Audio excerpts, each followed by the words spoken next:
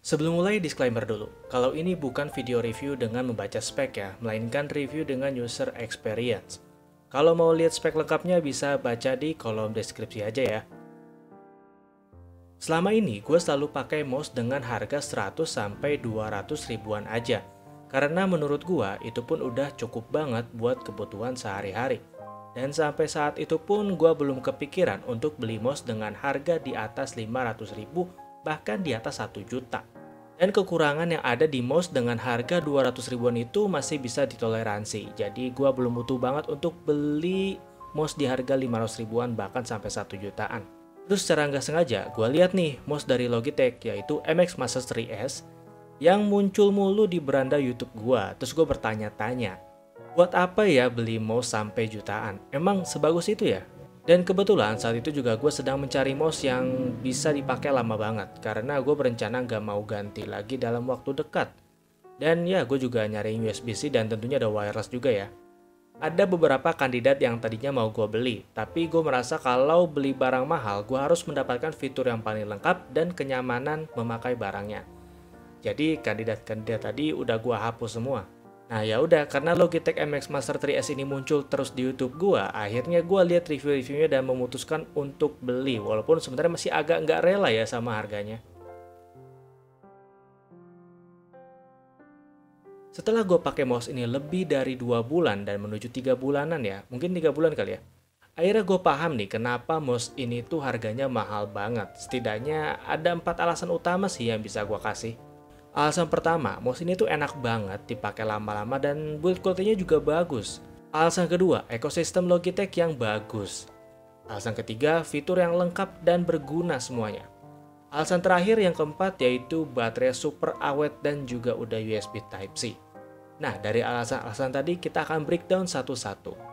Masuk ke alasan pertama, ini adalah mouse ternyaman yang pernah gua pakai. Dimulai dari bahannya yang gini, yang mirip karet gini, lembut banget pas kena tangan. Kemudian layout mouse-nya juga enak untuk gua yang sering pakai palm grip. Ada juga nih ergonya sedikit. Serta scroll wheel dan thumb wheel yang enak banget dipakai serta solid juga. Dan berat dari mouse ini juga menurut gua udah pas banget ya buat ukuran gua. Oh iya, menariknya semua button ini tuh bisa di custom sesuai aplikasi.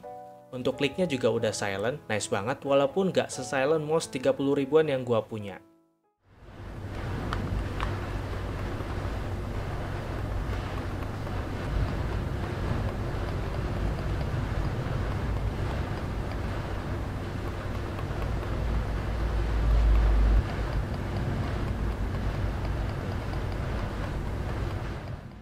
Dan memang, mouse ini tuh kerasa premium banget. Scroll wheel dan thumb wheel-nya tuh emang terbuat dari besi yang solid ya, yang ngebuat look-nya tuh semakin mewah. Alasan kedua, ekosistem Logitech yang sudah mulai terbentuk. Gue sendiri emang berencana akan memakai produk Logitech khususnya keyboard dan mouse untuk keperluan kerja.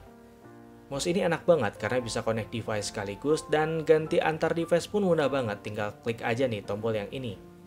Ntar dia bakalan langsung ganti. Ada juga fitur flow yang memungkinkan kursor bisa berpindah antar device satu ke device lainnya. Bisa copy paste file juga loh, mau ukuran kecil ataupun gede.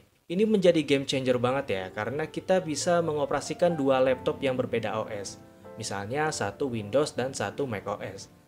Dan experience ini seakan gua cuma pakai satu device aja. Dan sangat mudah sekali ya untuk copy paste file dari laptop satu ke laptop lainnya.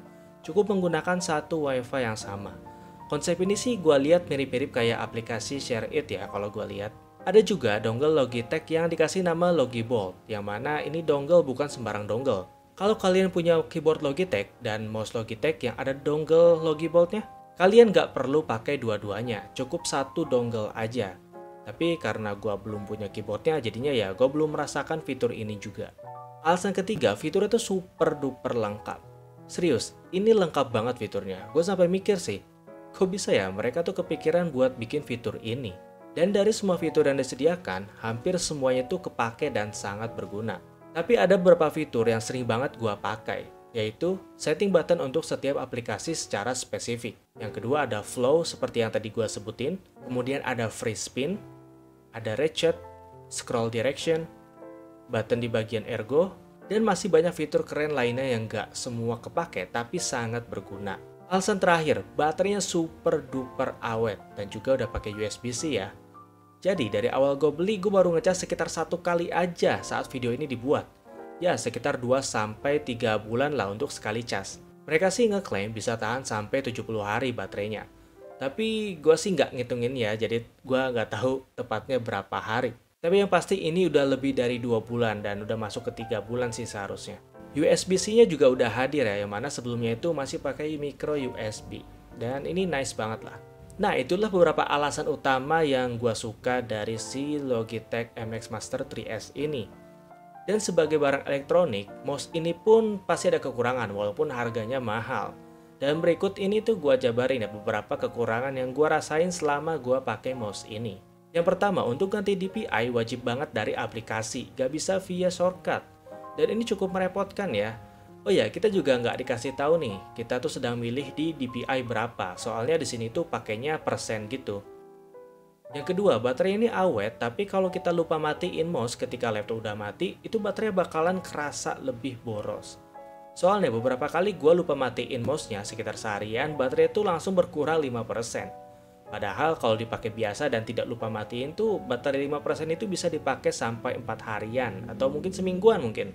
Yang ketiga, tidak ada tempat menyimpan dongle-nya. Ini sayang banget sih, mouse ini tuh cukup gede, tapi nggak ada tempat penyimpanan dongle di mouse-nya. Jadi gua harus beli pouch-nya secara terpisah.